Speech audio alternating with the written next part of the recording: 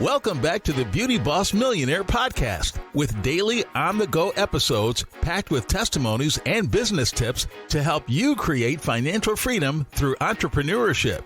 Hosted by the owner of Fracassi Lashes and the Blow Dry Lounge, the Beauty Boss Millionaire herself, Falicia Fracassi.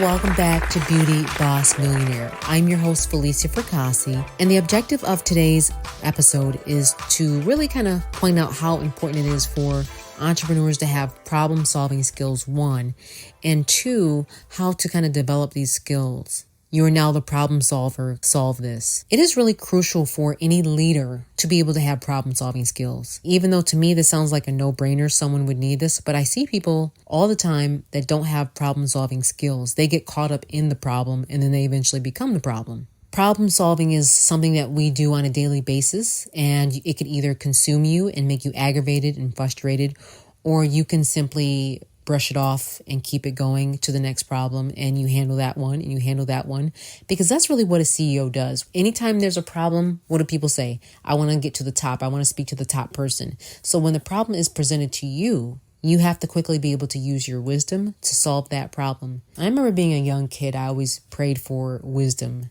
And I would say, Lord, give me wisdom on how to do things differently, how to handle things differently. And lo and behold, one day I found myself mediating an argument between two adults. I'm not going to say the names of the people. And I remember both of them looking at me like, how in the world did you figure that out? That was the day that I knew my prayers, one, had been answered, and two, I had reached a milestone in my life that I was now able to solve problems very easily. And what I did was simple. They were arguing about something and they were both upset. It was almost a fight that was about to break up. And I said, let's stop right now. I said, what is it that you're frustrated about? Let's just calmly talk about this and we're going to get to a solution. I asked the person. The other person said what they were frustrated about. I said, how can we make this work? And I reasoned with the person because one person had an unfair request and the other person had a request that was so bizarre. But anyways, long story short, I was able to talk sense into both the people, and that problem was fixed in less than 5 minutes. And both people walked away happy. And as a leader, lateral thinking is needed. Lateral thinking is like that creative thinking. You have to think outside the box. You have to think in such a different level. And also creative thinking is something that I think is important as a business owner and as an entrepreneur, because creative thinking can really make you millions of dollars. That is an instant road to millions, being creative and thinking, okay, how do I solve this person's problem? Or how do I solve this problem the easiest? Because creative thinking is needed in business. And you may say, oh, I'm not really creative. But to be honest, you are creative. You just probably don't implement it. It's just a thought and it stays with you and then it goes off.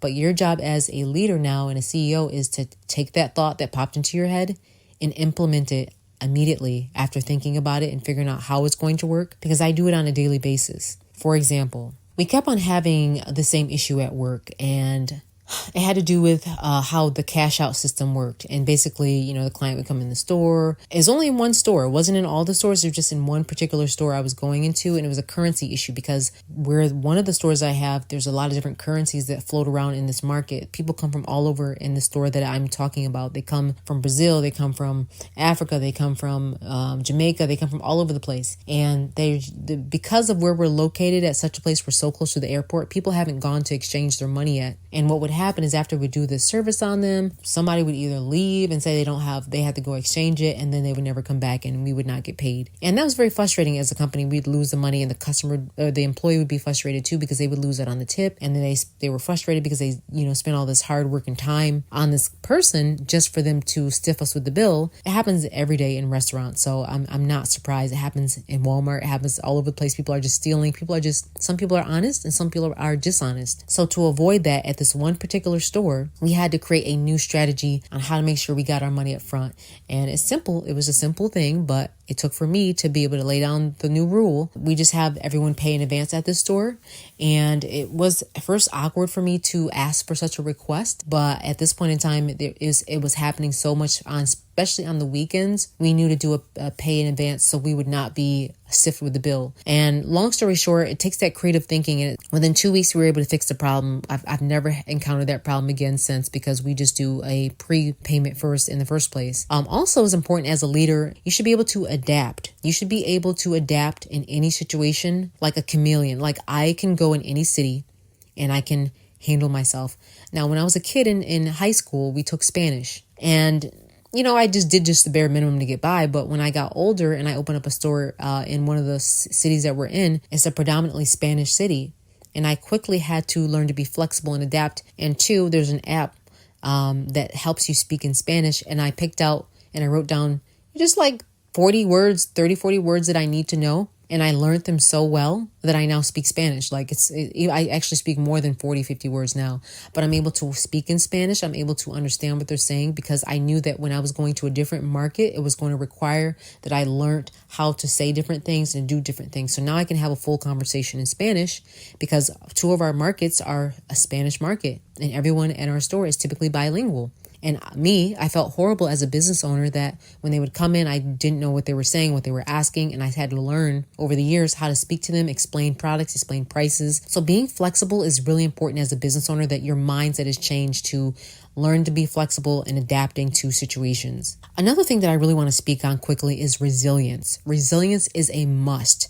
Your mind needs to be resilient, meaning that you have to be able to bounce back unaffected. And what I mean by that is, in this business, there are so many things that you're constantly up against. When I tell you, as a business owner, there's problem after problem after problem that will happen. You cannot get stressed. Like, I've seen workers that I wanted to make managers, but they have a crappy ability to solve problems. And I said, I cannot put this person in the role because they haven't learned to solve a problem. So imagine you now going from an employee to a business owner, and you haven't changed your mindset that you have to be able to solve any problem and think on your toes and figure out a situation, how to handle it that makes sense. And being resilient is part of that. There's some days where you're going to have the crappiest days. You're literally going to say, you know what?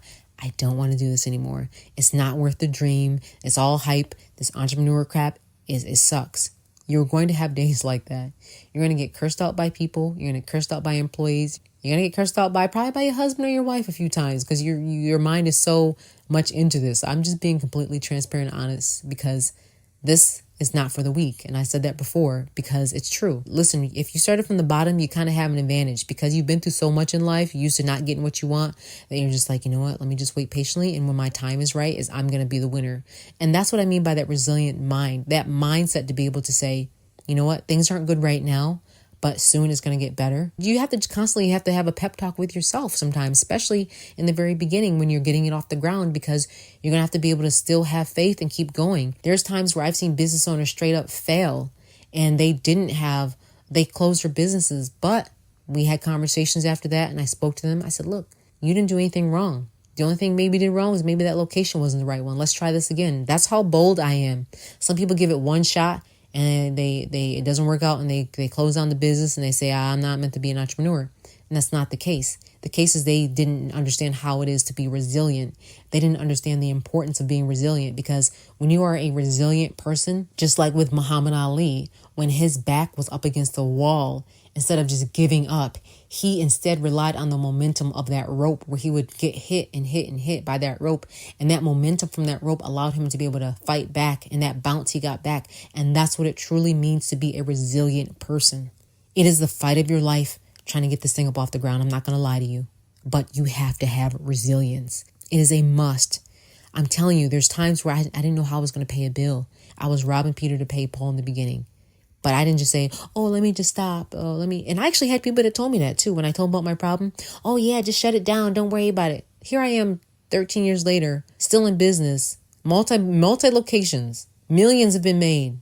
You think I'm going to stop over a little problem about not being able to pay a bill? Get in line too and wait for that bill to be paid. Sometimes your credit is going to have to be bad on the line, but keep your business going. Whatever it takes to keep that business going, keep it going. And eventually, then hopefully you'll get enough money that will be able to fix your credit. I know that sounds really strange, that advice that I would give you, but most business owners' credit is horrible because they do exactly what I'm doing. They're bootstrapping it. They're using their own money.